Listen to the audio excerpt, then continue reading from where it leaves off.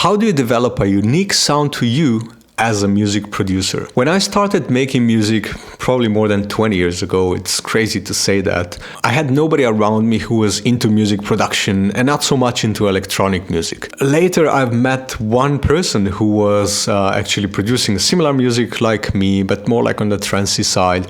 And that was the only person that we were able to exchange thoughts on music production tips and exchange plugins and so on.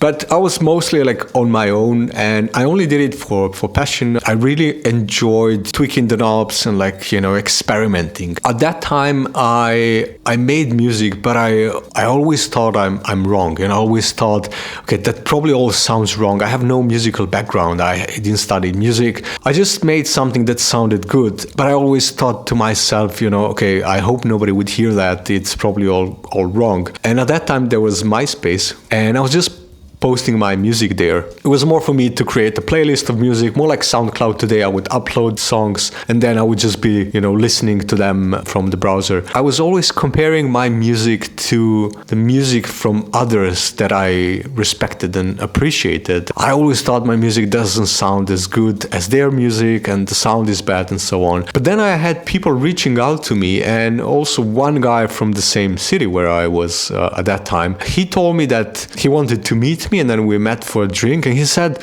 I was listening to your music and I thought you were a big DJ because it sounded so good, it was on a high level and so on. And I was shocked because I was like, I have no clue what I'm doing. And funny enough, at that time, there was no YouTube. That was before YouTube, before online tutorials. It was mostly about getting the software and then producing the music. I started with Fruity Loops at that time and then experimented with a few other softwares. But it was mostly about figuring things out. I would be listening to other people's music and then trying to deconstruct how that sounds. And I'm an overcomplicator. I was under the impression that the music that I appreciated is made in a crazy complex way. I had no clue about modulators and, LFO and stuff like that. I was either dropping some samples or generating music with some VSTs, but I had no real clue how things were made on a high level. The point of that story is because I was analyzing other people's music, I was imagining how things could be done, and throughout that process, I have developed my own sound, my own way of making music. Was it right or wrong? It doesn't matter. It's about the result. It's about, does it sound good to you, and does it sound good to some other people that might like similar type of music? If you are looking for feedback, look for feedback from people who are more into that space. If you're a techno producer, even that, there are so many genres and subgenres, and find someone who can give you valuable feedback. But in the end, be curious, try to learn from other people's music and try to implement it in your own way.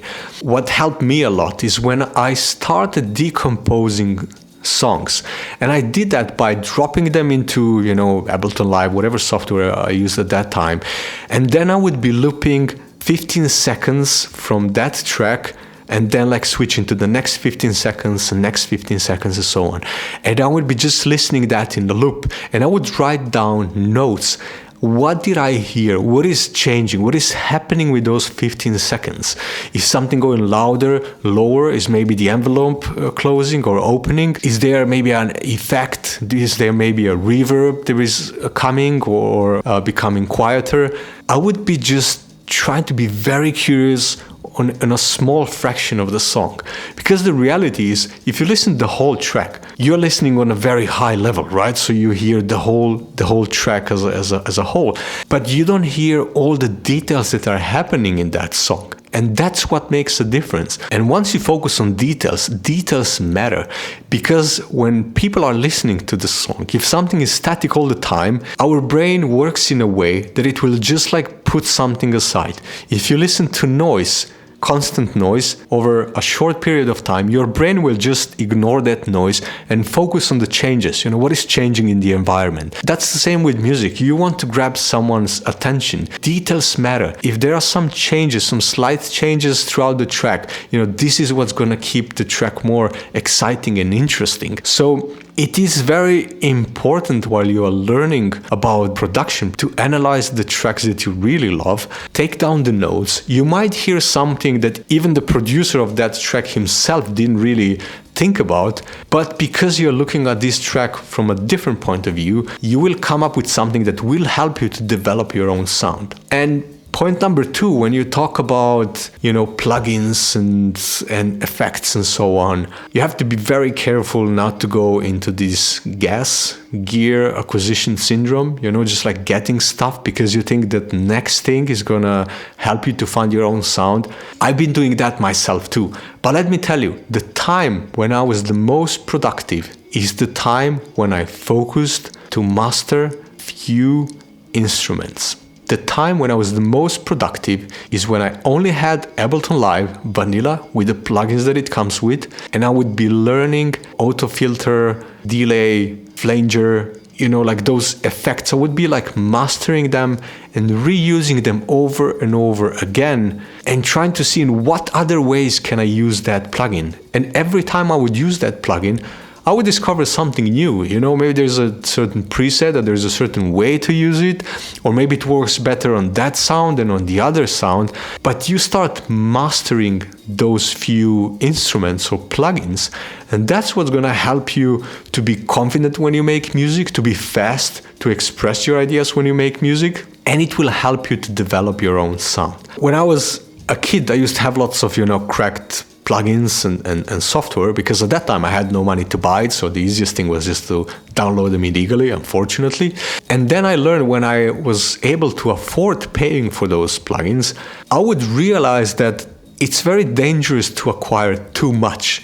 It's not about the lack of resources to buy something. If you can afford, it doesn't mean that you need that. So you have to be very careful to only get something if you really, really need that specific plugin, instrument, or tool. Same thing with sample packs. The reason we've developed VibeSeek is that you can only find the ingredients, the sounds, for that specific track. So you create your own sample library for that specific song, that project, and you only download what you really need, instead of buying the whole sample pack and then having hundreds of sounds on your laptop and ending up not using any of those sounds. We want you to only get what you really need instead of just acquiring stuff. Acquiring stuff means cluttering. Acquiring stuff creates noise.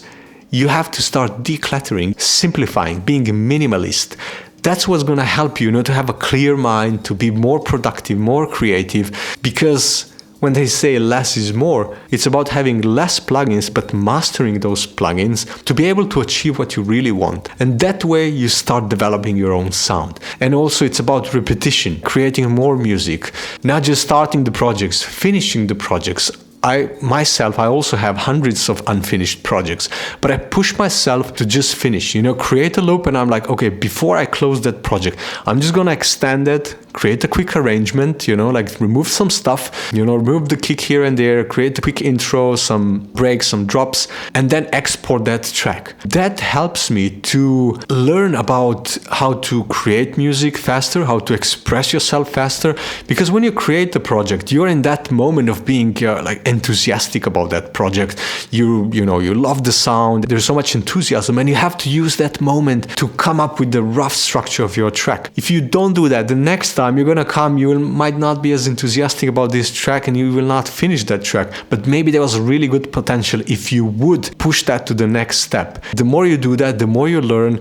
I know for myself, there were some sketches that I've created of my own tracks, and when I go back and I listen to those tracks, I'm like, okay, that's actually not that bad. Maybe in between I was not sure about them because I was looking for something else, but then when you go back, you're like, okay, that sounds really good, I should finish that track. I think that pushes you to finish more, to learn more from your work, then also be more selective. You have like 10 tracks that you have like sketched ideas, and you go to listen to those tracks, you might find one or two of those tracks are really good. But if you never get to that point to sketch an idea, if a rough track, if you stay in that loop hell or how they call it, then you might never really go back to that project and finish. So my recommendation is really, first, master the tools that you already have. Second, Only get another plugin or tool if you really, really, really need it. The third thing, try to finish as many projects as you can. At least create sketches, create drafts, create something that you can listen the next day and,